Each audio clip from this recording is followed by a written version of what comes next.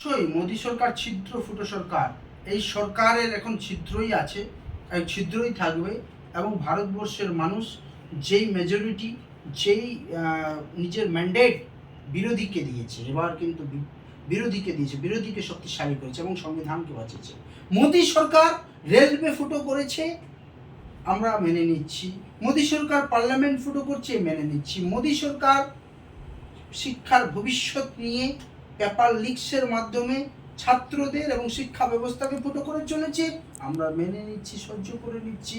মোদী সরকার railway ফুটো করে নিচ্ছে, মেনে নিচ্ছি। বেকারদের জীবন ফুটো করে দিচ্ছে, আমরা মেনে নিচ্ছি। মানুষের বাজার দর, মানুষের যে জিনিসপত্রের দাম, ইনফ্লেশন, এই রেটটা বেড়ে যাচ্ছে, আমরা মেনে নিচ্ছি। কিন্তু বলে দিচ্ছি নরেন্দ্র মোদী সরকারকে, জাতীয় কংগ্রেস কিছুই মানবে না এবং সংবিধানকে ফুটো করতে দেওয়া আমরা মানবে না। এবং ভারতবর্ষের মানুষ এই ইলেকশনে, এই জেনারেল ইলেকশনে, লোকসভার ইলেকশনে সংবিধান ফুটো হতে বাঁচিয়ে নিয়েছে। সবই ফুটো করে দিয়েছে মোদি, কিন্তু তুমি সংবিধান ফুটো করতে পারবে না। আর ভারতবর্ষের গণতন্ত্র প্রেমী, সংবিধান প্রেমী এরা তোমার গণতন্ত্রে, তোমার এই সংবিধানে ফুটো করতে দেবে না। এই যে আমরা দেখেছি 100 বছরের তৈরি করা যে পার্লামেন্ট, এতদিন ধরে 100 বছর চললো, কিছুই হলো না, মজবুত রয়ে গেল। অথচ মোদী সরকারের 1 বছরের পার্লামেন্ট ফুটো হয়ে গেল। চোর চোর চোর চোর। নরেন্দ্র মোদী সরকারের আমলাতন্ত্রকে উনি একবার একটা ডায়লগ মেরেছিলেন যে ड्रोन दे मैं नहीं जाता हूँ, मेरा ड्रोन चला जाता है। वो रिपोर्ट देता है, कहा गया ड्रोन भाई? তোমার ড্রোনটা গেল কোথায়? তুমি ড্রোনটা কোথায় হারিয়ে ফেললে?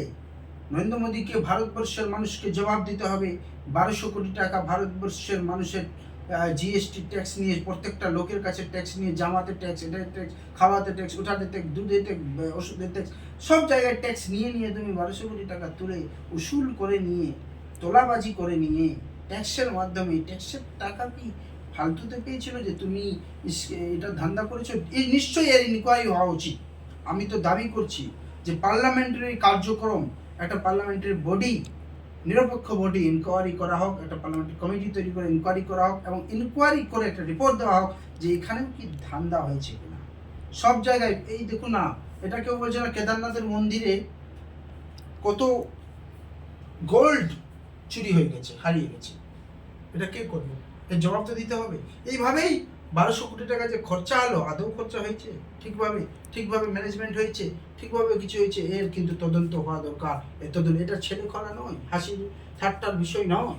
ভারতবর্ষের পার্লামেন্ট, যেখানে ভারতবর্ষের জনপ্রতিনিধি, মানুষের ভোটে যেটা তাদের প্রতিনিধির আওয়াজ চলবে, সেই জায়গায় ফুটো তো ভারতের দৃশ্য কি বিশ্বে ভালো হলো? বিশ্বগুরু হয়ে গেল ভারত।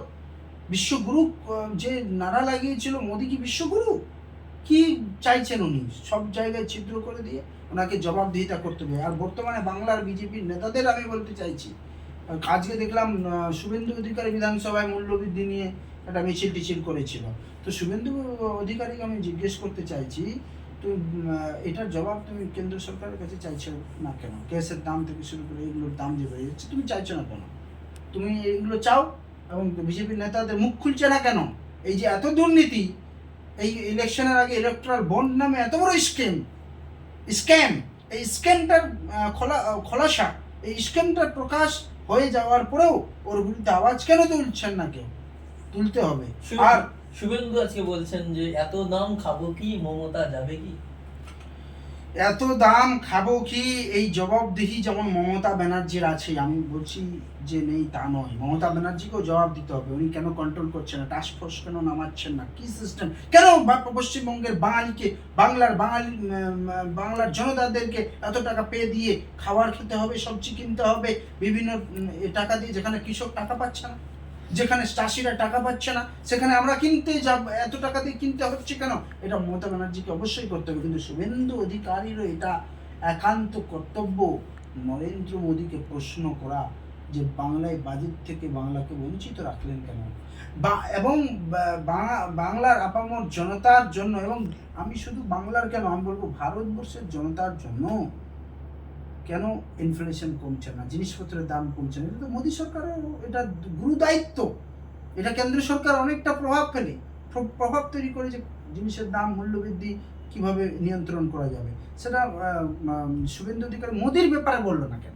উনি যদি জনতাকেই ভালোবাসেন, উনি যদি জনতার নেতা হয়, তো আমি মাননীয় শুভেন্দু বিরোধী দলনেতা শুভেন্দু অধিকারী সাহেবকে বলতে চাইছি, আপনি একটু সাধারণ মানুষের কষ্টকে বুঝে নরেন্দ্র মোদীকে চিঠি দেন এবং ওনার চিঠি কেন আন্দোলন করুন যে আমরা এই মূল্যবৃদ্ধি মানছি না, মানব না, এত দাম খাবো কি মোদিজি, এত দাম। শুধু মমতাকেই প্রশ্ন নয়, মোদিকেও প্রশ্ন করা উচিত। এই যে বিজেপি নেতারা পার্লামেন্টে বললেন নিশিকান্ত দুবে বাংলাকে ভাগ করা, বিশেষ করে মালদা, মুর্শিদাবাদ এবং বিহারের সীমাঞ্চলের কয়েকটি জেলাকে নিয়ে কেন্দ্রশাসিত অঞ্চলের কথা বললেন।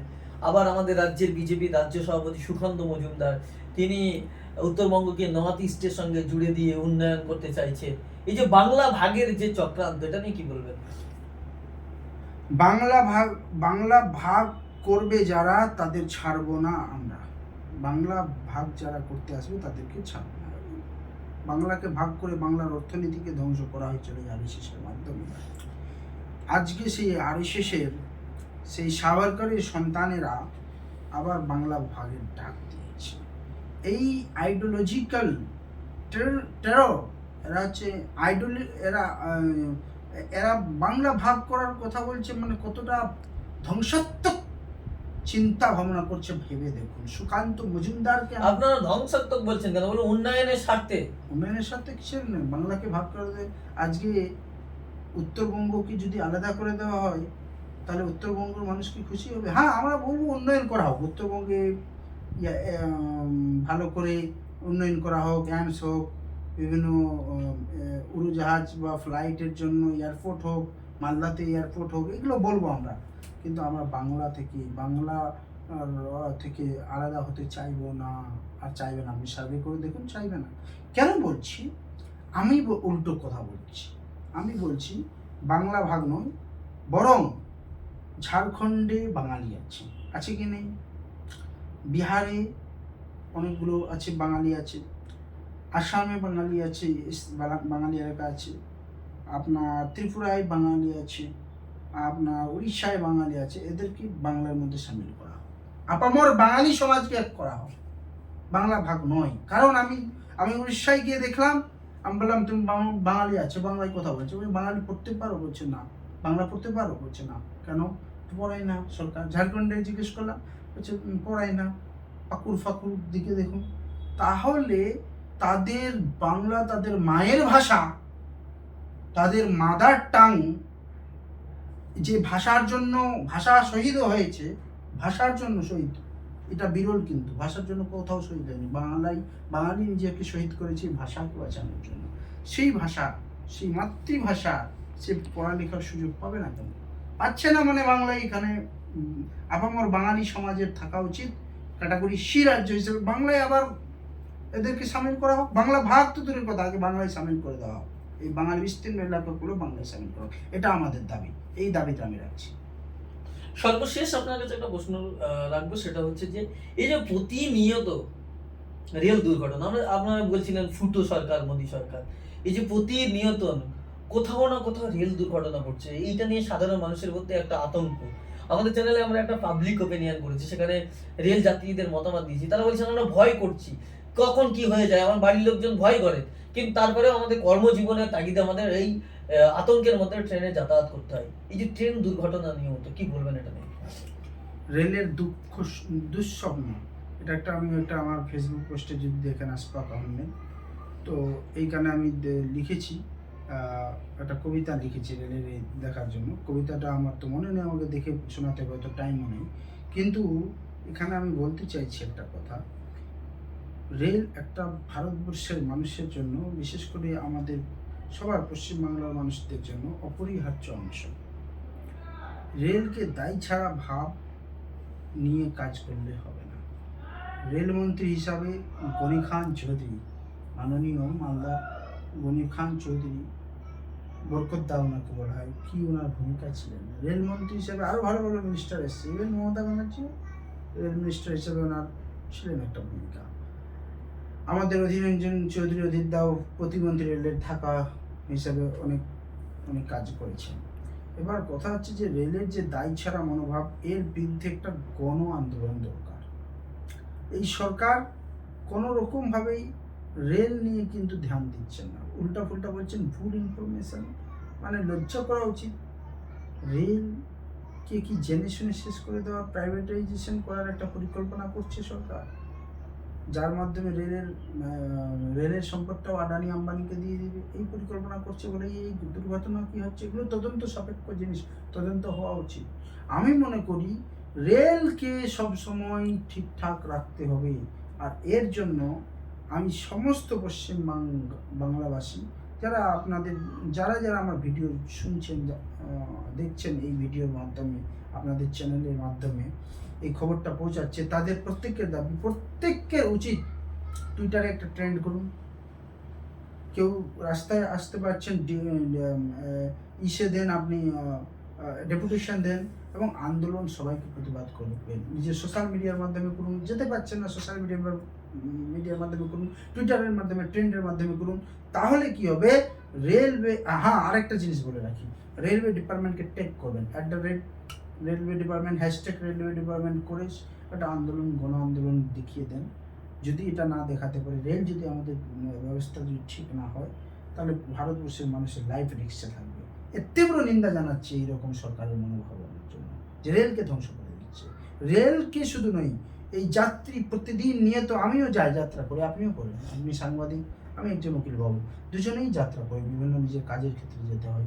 তো এইখানে যদি আমাদের জীবনে রিস্ক নিয়ে যেতে হয়, যে বারবার ভাবতে হয় যে বাপরে রেলওয়ে চড়বো কিনা, রেলের রেলের পটরিতে থাকবে কিনা, উল্টে যাবে কিনা, কি হবে, এই দুশ্চিন্তা নিয়ে কিন্তু সাধারণ মানুষ চলাফেরা করতে পারবে না। এই জন্য রেলের মন্ত্রীর আমি তীব্র নিন্দা জানাচ্ছি। ইভেন রেলের যেরকম আগে আলাদা বাজেট হতো কেন্দ্র সরকারে, সেই রকম বাজেট হোক। আগে দেখতেন যে দুটো বাজেট আমরা দেখতাম, ভারতবর্ষের বাজেট একটা হচ্ছে, একটা রেলের বাজেট হচ্ছে। কিন্তু এখন রেলের বাজেট আর শোনা যায় না, বলে রেল নিয়ে মানুষের মাথা ঘামায় না, সাংবাদিকরাও রেল নিয়ে অতটা চর্চা করে না। রেলের বাজেট যখন ছিল হক করতো। তো এই রেলের বাজেটটাকে আবার ইন্ট্রোডিউস করা দরকার আছে, আমি যেটা মনে করি। তবেই গিয়ে রেল ঠিক হবে। এবং আমাদেরকে প্রত্যেককে, যেহেতু প্রত্যেকের যারা যারা রেলে যাত্রা করি, প্রত্যেক সচেতন নাগরিককে এই নিয়ে প্রতিবাদ করতে হবে, এই নিয়ে লড়াই করতে হবে। না লড়াই করলে আমরা অধিকার পাবো না। কেউ অধিকার দেয় না, অধিকার ছিনিয়ে নিতে হয়। অসংখ্য ধন্যবাদ আপনার মূল্যবান সময় দেওয়ার জন্য।